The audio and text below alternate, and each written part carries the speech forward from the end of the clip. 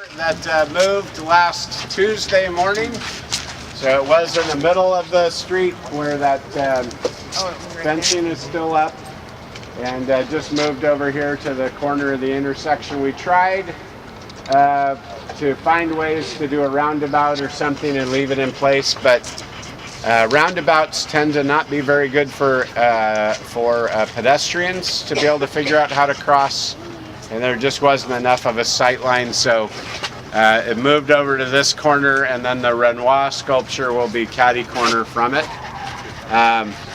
You see the Payless Shoes store, that is a national chain that has gone out of business, or is in bankruptcy, let's say. And so we have 2 restaurants that are moving into that location. So their permits went in last week for one of them, and they'll have incredible outdoor dining. It's an existing restaurant. They have a location in Hanford, California, and they're very successful, so they're excited to come down here and be part of this. Are you at liberty to say which one? I can't yet, but yeah, you can start figuring it out. But I also think it's an awesome potential rooftop restaurant location, because Mariposa Plaza here will be the seat of where we host our festivals. So having a place right across the street with the ability to like watch the bands from a stage and all of that, I think makes that a great restaurant, rooftop bar, rooftop restaurant. But also, even talking to the property owner on the helm, not only is the ground floor a potentially really cool space, but the second floor up there could be another restaurant where you could look down and see people dancing to bands on the weekends and having fun like that, or plays or movies, whatever we do. The same thing exists here. There's a second floor on this building that's been covered up for years. And there's even like a really cool, like old Mad Men style office that was in the back of this one, where they had like a bar and everything set up. Yeah. So, but the potential is still there to pop this open and make these spaces. I think of like New Orleans, where you have upstairs balcony kinds of spaces that can look down on the party, as well as getting these to be businesses that start pulling out and using the sidewalk as well too. If you're following the news at all last week, we had an artist in town. We got come on through. National Endowment for the Arts, an NEA grant for an interactive piece of artwork for Mariposa Plaza here.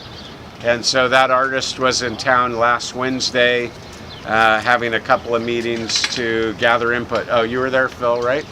And Christine was there. Anyone else there? I saw the video. It was like a paper mache. Is that the finalized? Yeah, so I don't remember what the name, what are they called? Mexican paper pattern. Yeah, it's like the Mexican paper art. It's like cutting out how as kids we cut out snowflakes in paper, and it opens up, and so it's a symmetrical design. And I need to learn what that's called. Papel picado. Papel is paper. What's picado? Like cut paper? Okay.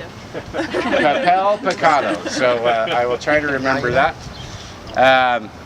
So he took that idea, and it's actually there are like 3 12-foot arches, and so the design would mimic that, and in the arch is kind of a doorway, and then that piece is pulled off to the side, so it's hard to describe. So it could be like a bench, but then the sunlight or future lighting shines through it, and it casts the design also on the pavement of the surface. But it's actually cut aluminum. It's about 1 inch thick, but it's so precise that it has kind of the look that it was cut with scissors. So, what's that? It's 3 inches. 3 inches. Okay. An inch would only. Yeah. Okay. So. So he has a lot of experience with public art installation. So, Do you know his name? Who is it? Hubner or Husner? Wenther, H-U-E-N-T-H. Yeah. Yeah. If you guys Wenther? follow on Facebook JV Wire, there's a video of him actually doing an interview you and showing kind of the rendering of it on Facebook. Yeah, and Fresno Arts Council, I think, has some stuff from it. We probably put something on the Downtown Fresno Facebook page, but I'm not positive. But those are all kinds of good sources to stay in tune with that. But it has to be in by December, so likely be part of that. And then part of the cap and trade process will hopefully be looking for funds to be able to finish this plaza out and make it a more useful plaza for holding festivals. So when you do events, it's just like having businesses. So if you can reduce, if the ABC license is 0, then you make it easier for more people to say, well, I was just going to sell tacos, but now I'll have a freezer or a refrigerator and have some beers, right? You've made it easier for a business to now have a new revenue source, which is going to increase their likelihood of success. The same thing is true with festivals. If you have a full-time stage that already has lighting and sound, is easy to load in and load out, you've reduced the cost for doing festivals. Right now, people rent a stage and it's, say, $5,000 to $7,000 just for the stage. So if you're thinking about doing your own reggae festival, now you're starting out with $7,000, then you have to load in and load out, and then the stage is jammed here, so you lose half of your space, and then you have sound and lighting on top of that. So a lot of cities are doing stages that can be locked down, that have all the lighting and sound and everything ready to go. So when you are ready, your group's ready to do their Hmong New Year or Armenian festival or whatever it is, your cost of getting that going is reduced. So hopefully that ends up creating more festivals and activities, which then bring more people down here to support all the businesses. So it's another kind of functional way that we can make that work. What's the cap and trade process?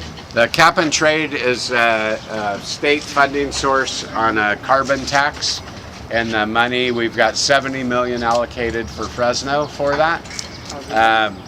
Basically within downtown Chinatown and southwest Fresno.